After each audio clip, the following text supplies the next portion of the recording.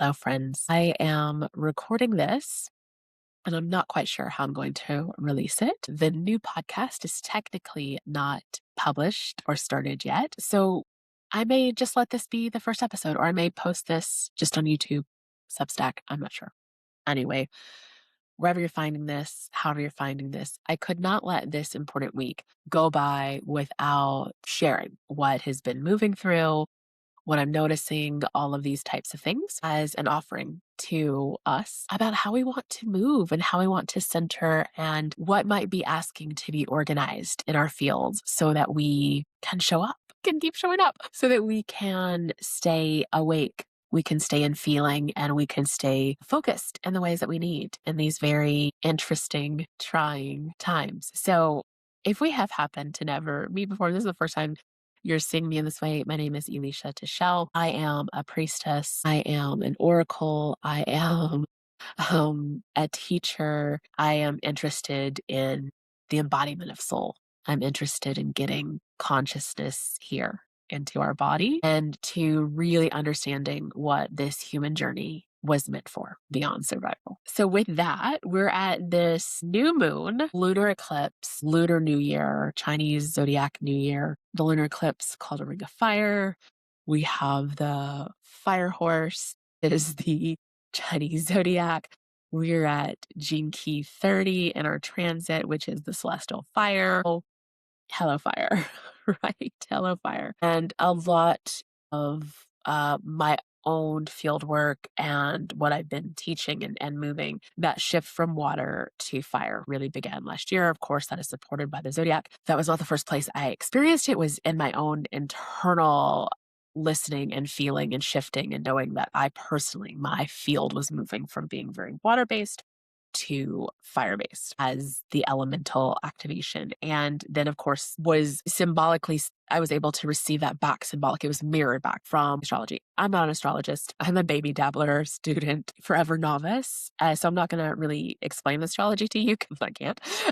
But it does. But I love paying attention to the cosmic weather as a way of illumination or as a breadcrumb, as a symbol, not as it's doing something to me or any of those other ways that we can get out of right relationship with sovereignty at the individual experiential level of what we're meant to be waking up to. Anyway, okay, that's a long preamble. Let's just get started. Let's just get started in what's really happening. The first thing that I was really sitting with a few days ago was this shift from the snake into the horse, and just in feeling that in terms of our pace, our posture, our positioning practices shifting, right? If you're moving from very belly, earth down, this shedding, this, very primal snake, the undulation, this ability to sort of move through things with this movement of the undulation of the pulsing.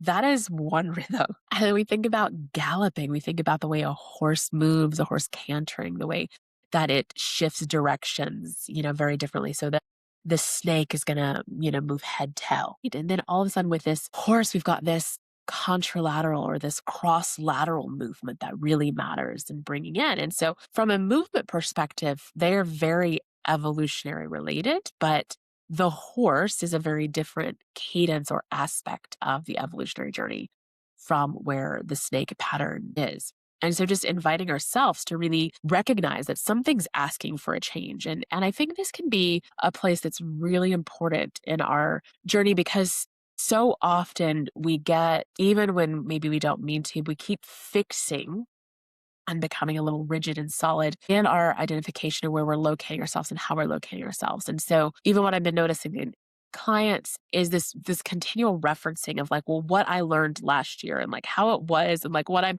kind of now clinging to, like the changes that we went through last year and all of the shedding and like all of that, rather than recognizing like all of that unveiling and all of that shifting and that releasing and all the transformations that you've been through were to enable you to be fluid in your locating of yourself, not to fix that.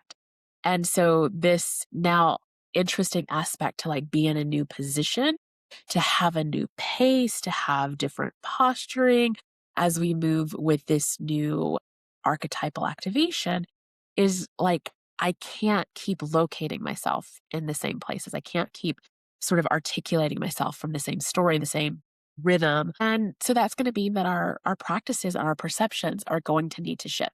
And so this is a big invitation at this place of the eclipse, which is both about obscuring and revealing, right? This place of seeing really clearly and also having things go dim and not being able to see. And so playing with that dichotomy about what needs to become, less kind of referenced in how you're thinking about yourself, or how you're operating from self-knowing and self-location. One of the things I'm always advocating for is that we know ourselves beyond the personality. If we're only practiced at locating self in the story and the reference and how we refer to ourselves, then we're just self-referential. We're not actually self-experiential. And so being in the experience ourselves is to have less of that need to reference and to continually meet yourself, to arrive into self, to open to self again and again and again and again and again and again and again. And so that has this very beautiful invitation of that cantering cadence that this horse energy might be bringing. And so just something for you to play with. This is a great week to refresh altars, refresh practices, throw everything out and then just see what wants to come back in. What walks back in the door if you just kind of give yourself an opportunity to lay it all down, clear the deck, and then really listen. Like what do I need practice wise? I've been in one of my slowest entries into a new year, new number year, numerical year, in a really long time. And so it was just this sort of slow roll and this ability to sort of recognize where I was assuming parts of myself would need to stay articulated, or parts of my operation had to continue, or um, commitments, all these things, and kind of slowing the roll down. Well, just witness and experience yourself enough to be like, oh, that is complete. That does not need to go on any longer.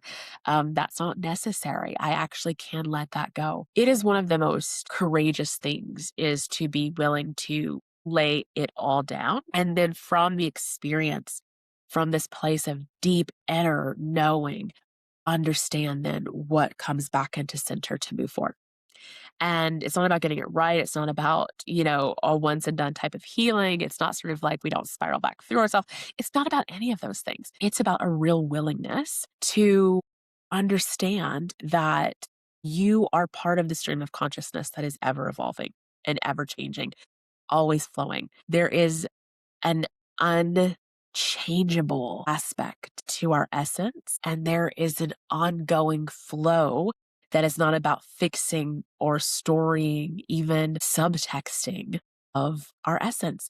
And the interplay of those two places is actually really important for coming into full embodiment, coming into full awakeness and aliveness here.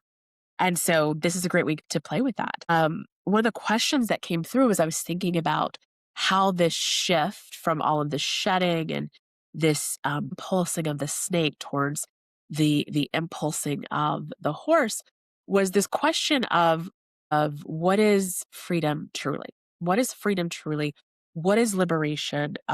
What does it do? Who is it for? And how are we going to engage with it right now? And as the Aquarius energy of that sort of new trails and new ways and new age, and not new age as in capital, like as that all kind of comes online, there's this place that if our kind of anchor, and I'm going to say what we often call this is like our regulation, right? Like if our regulation's not good enough, then we can't do the thing. And to recognize at the cusp, at the changes, at the crossovers, if you think you're regulated, what you've done is locked yourself down. So at the place of change, at the place of expansion, at the place of growth, at the place of healing, what you're hoping for is that your baseline regulation can hold enough of you to move through what has to be moved through in the void and energies that haven't yet been harmonized or organized by your system. This is not necessarily comfortable. It is not a place where in times of change, in times of the great turning, in times of upheaval, where your focus on regulation should be anything remotely called calm. I've been saying this for years, that we have this completely wrong about regulation and this idea that a calm nervous system looks like a calm expression of a personality. Absolutely not the same thing. And so if you're calling for the calm, you're kind of missing the point. We need to be able to hold ourselves well in the craziness And sometimes you're going to experience that craziness as an internal aspect of dysregulation. And that's because it's going to hit up against things that you get to heal at the personal individual level. You're also going to experience discord and dissonance from the collective because you can't get out of the collective. So this idea sort of that our regulation should be holding us down. And that to me is not taking us towards freedom, right? So there's something of this kind of gallop that's like uncapping something that you have probably locked yourself into, this fear of sensation. So this can show up for a lot of us, this capping, this way of using calling regulation what's actually protection and creating rigidity and closing down our nervous system versus increasing our capacity and being resilient within ourselves to allow the nervous system actually to do what it does, which is to harmonize discord and to bring resonance where it's out of resonance. Right? So this is more of active aspect of the harmonization that's happening in a healthy resilient nervous system. Is not sort of like to go flatline, lock everything down, and then hold it together. And if that's how you're operating and that's what you've been practicing for, and then you're like, but I need to be here for freedom and revolution and liberation, you're gonna burn out and you're gonna collapse and you're gonna have to retreat and you're gonna have to have all of these ways of being in and out rather than recognizing that the aspect of this invitation towards freedom like requires the fire to keep moving, right? Takes that paper and immediately makes it ash. The fire's not like, hang on, hold on, I'm not sure I got enough energy for this right now. And so it's allowing ourselves to let this invitation towards freedom, towards liberation, be about getting our internal fire, which is your regulatory system. Your nervous system is the electrical system. It's designed to work with electrical current of the body biophysically, energetically, at all the levels of consciousness and to let that fire be doing what fire does, which is to transform things. And so for me, as I was sitting with this, well, what is freedom now? It's the nervous system that's in the right alignment to fire. So as you're noticing what might be experienced this week as restlessness, as agitation, as irritation, recognizing that as information about where the fire in you needs to be tuned. And so if we think about our centers, belly center, heart center, head center, they all have different fire aspects that they need to be working with, right? The belly needs a certain fire, this cauldron of creation, this cauldron of safety, this cauldron of support and security. It takes a lot of energy. It needs a good fire in there. And the fire of our heart, this ability of us to really to shine our light into connection, into illumination, into service, into being a beacon into the world, in this illumination of our head or the fire in our head, right? This becoming of ourselves. And so, allowing that to be part of it. And so recognizing where might my inner light, where might my inner fires need some recalibration? Where might they need more or less or however it might be? And you're really working with yourself as this reset, thinking about what practices you need as we go into the next season. Like what do your fires need? So that they are aligned, so that they are in, good container, so that they are, in efficiency and effectiveness to support you having the actual life force. So many of the things that I've been working with people on over the last few years have been about increasing the amount of voltage you can carry in the body. So allowing actually more energy into the body, more energy to be moved through the nervous system, not being so hesitant and not being so afraid of the sensations that are kind of come with that, actually being able to charge up our bodies and having good voltage. And I know the ways that this is changing my life and continuing to work on this myself, taking my own medicine around this for sure. And really recognizing that at every stage of our evolution, more of our light, our power, our voltage, our frequency, all the words that we might use right here is an invitation towards more. And for that to be done in a way that my body can work with safely. And safety here, I mean, purely from nervous system, understanding that safety actually means availability and openness, that I have access to my capacity when there is safety. I have choice when there is safety. So safety is not the same as what we might talk about in spiritual protection. It's not the same that we would need to talk about in relational protection. All right, let me just move on here because I've got a lot more to say. And let me see. Okay, so invitation to let vision be revealed. and let other visions just be obscured, right? Going back to that kind of idea of like what's being revealed, what's being obscured. So as you maybe sit and do a little bit of oracling for yourself, just offering the vision to the fire and just noticing like what gets amplified, what gets kind of sparked, and maybe what gets let go of. Don't be afraid of the detours and the course corrections that can come in this type of process. And don't have to spend a lot of time talking to yourself about the past. Well, that was what I got, last season, or that's where I thought I was going, or that was so true last year, or that was da da da da. Allowing yourself to be on the journey requires that you're with the shifts. And if you're a creator, that is part of it. So when I would start making a dance, I could never predict what the dance was exactly going to be. My job was to set the direction and begin that process, and then to listen and receive along the way and allow the dance itself to take form by informing me. And so often with our goals, our intentions, our creations, whatever in our life, we don't engage with the fullness of the creative process. We get very stuck in outcome, and we get very judgy against ourselves for not knowing how to get that to that outcome. And so we actually limit the creative process. And there are times when, yeah, you get to the end of a process, you get to the end of a creation, and you're like, wow, that doesn't look, feel, seem, sound anything like I thought it would be, but it became what it needed to be. And a lot of what it can become is directly influenced by how we engage along the process. And because so many of us have not developed the muscle of trust to be in the actual process, we think process is controlling the outcome to get towards what we think healing or transformation is, which is just another version of control. So here we go in this opportunity to go, let me listen.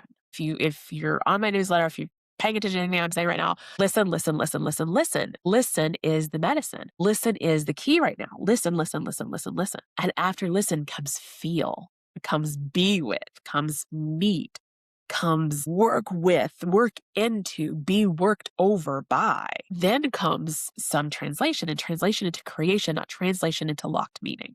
Translation into creation is different than you trying to control the outcome. So maybe you've done some of this shadow work or this archetypal work before, like on the good girl, on the perfectionist, on, the over reliance on information, on the need to get it right, on the fear of failure, like however it kind of shows up for you and whatever your personalization of that is, that part of you, even if you've worked it a lot, I have worked it a lot. I've worked my perfectionist a lot for a lot of years from a lot of different angles. And so what I'm noticing right now is another layer of getting to understand me hedging, which is something I do with my visions. I hedge them, right? So that place where it's like, I'm open to the journey, I'm letting it work me. And then all of a sudden I'm like, well, let me just control right here and fix right here. And what if and I take back over and I become the dominator of my own vision versus like allowing the vision to, kind of dominating me and me keep submitting to it and letting it move through me and show me and me continue to be the vessel of it. And I get it. I get it on all the levels of why this is hard and why we're not practiced. And so whatever medicine you're able to take around what gets to be reworked around your relationship to creation, to expression, to receiving, to listening, to being on the fuller aspect of process, the fuller creative journey, is so important right now, whatever you're willing to meet with that. There is an invitation for that to be more about like authoring from like a level of authority that is so deeply trusting of life. And I think this is like the most important thing. So Jinki 30 that we're in right now, the transit is the partner with 29.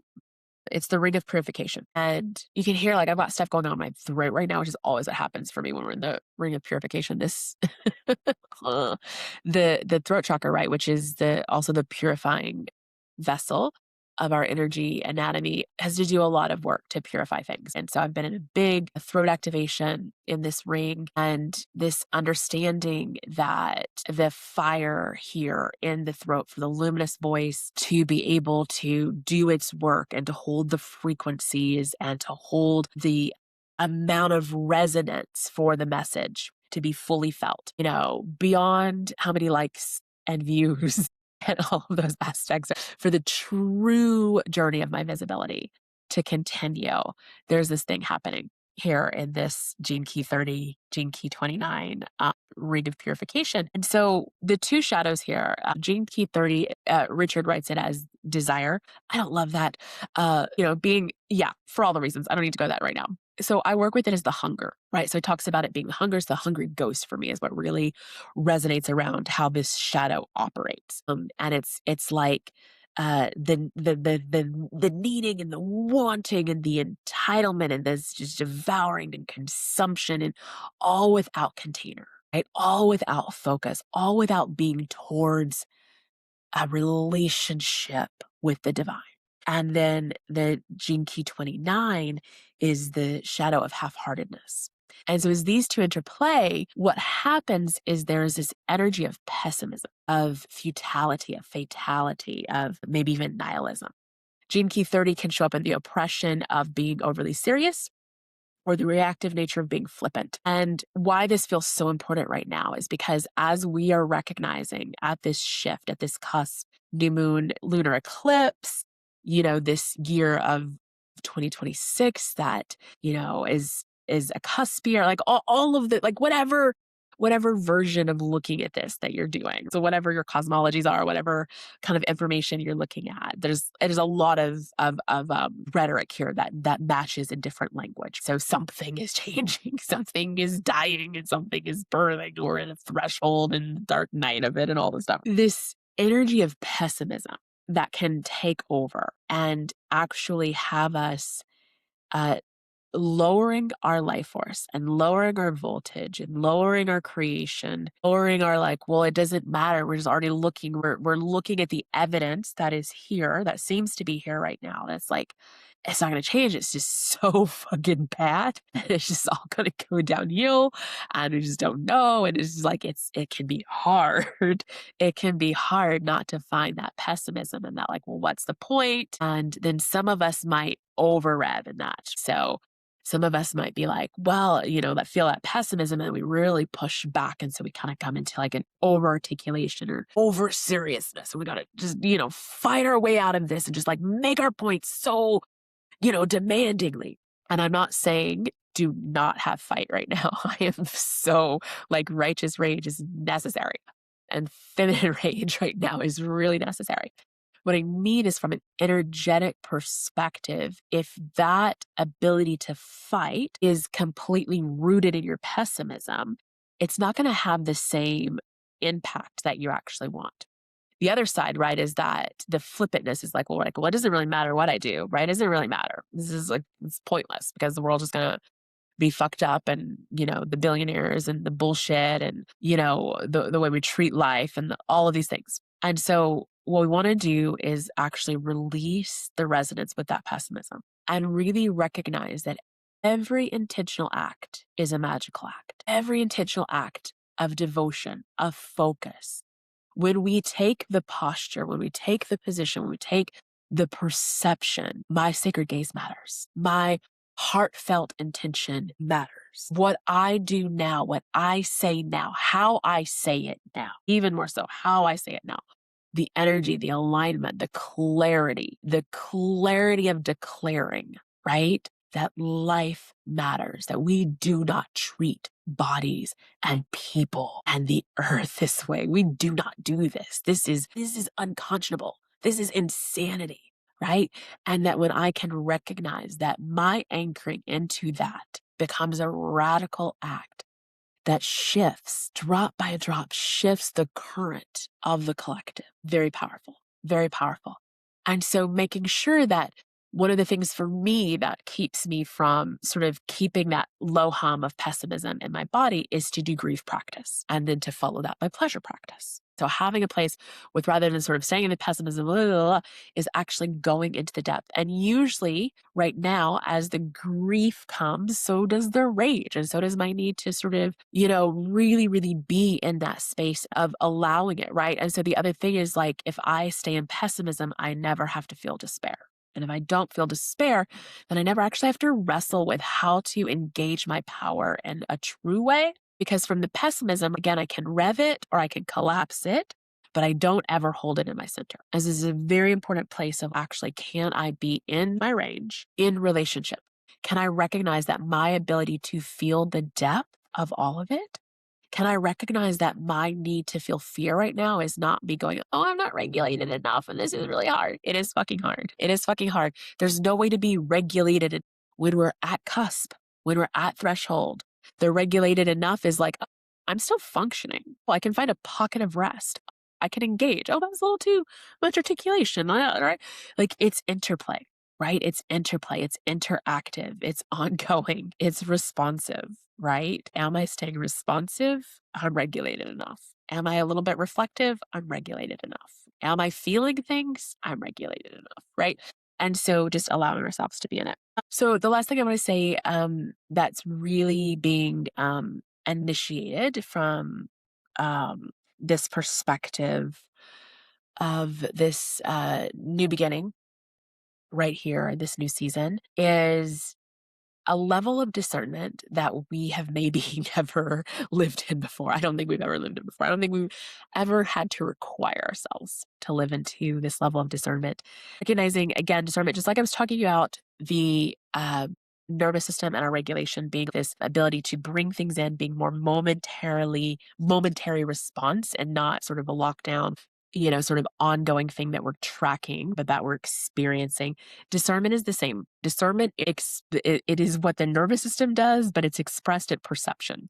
So as we're able to be in that place of bringing things together and seeing clearly, hearing clearly, feeling clearly, sensing clearly, knowing clearly, choosing clearly, not to get it right. Because again, when we're in the dark, when the the only kind of aim we have right now is still a little idealistic. There's not enough concreteness, there's not enough evidence, there's not enough actually like happening to sort of know exactly where we're headed. We have ideas and ideals of what we want to create. We have visions. We have sort of this sensorial field that's available, but we may not be like, this is how the world needs to go. This is what it happens. And a lot of that is because there's not enough activation, there's not enough power right now in the vision to land it. And that's not because we're necessarily doing it wrong. That's just part of where the timeline is. If you're, again, going back to the creative process, it takes some time before that vision lands into becoming tangible. So we're still a little bit in the intangibility. And so in this place, then the discernment really, really matters. Again, not because I know what is right, because if right's a thing, then right isn't available until there's enough evidence and criteria that we know what we're matching or moving towards.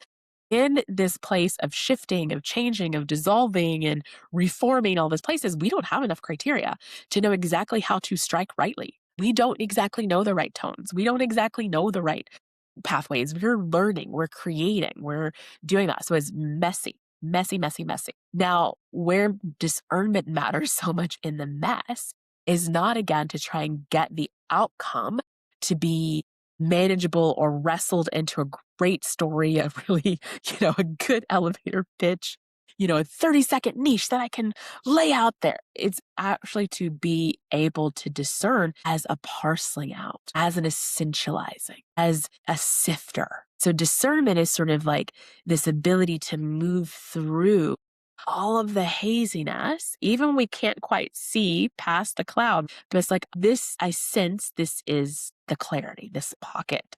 I sense this is the word. I sense this is the step. I know this is the way. So however that lands for you, this level of practice of discernment is going to require a new pace. It is a different pace than the shed. It is definitely a different pace than your urgency. It is definitely a different pace than your survival. It is definitely a different pace than your coping. It is definitely a different pace than your practice holding it together version of self. So one of the things, if you haven't been in the practice of deconditioning yourself, if you haven't been in the practice of decentralizing and decentering your own identity and your own personality, this is going to feel a little like a lot, just a lot. As I just remembering that the less practice we have, the slower we need and get to go. Okay.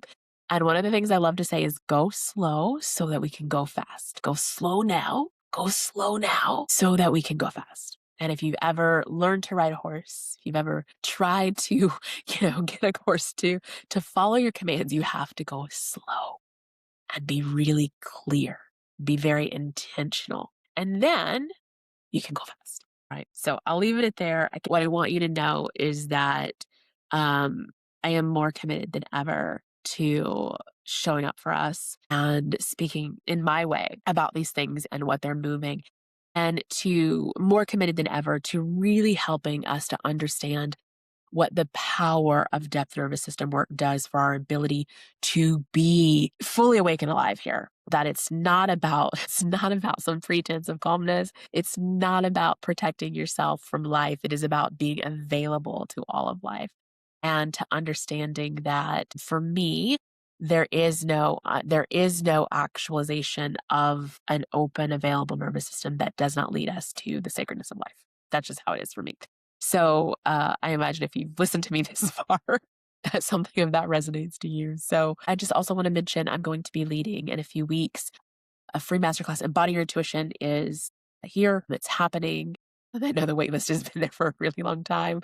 Again, best laid plans and timelines of great change, but it's really happening this spring. And I'm going to do a free masterclass series in a few weeks to really ground the energy into understanding what our intuitive consciousness is here for. So I hope you will join me wherever I post this. I will try and put links in. And yes, do stay tuned for new podcasts coming through. Do come to the masterclass. Do take the quiz and see what your intuitional initiation is inviting for you for this season. That might give you some great information alongside what we've talked about today. So I hope this serves in some way, and I hope to see you again soon.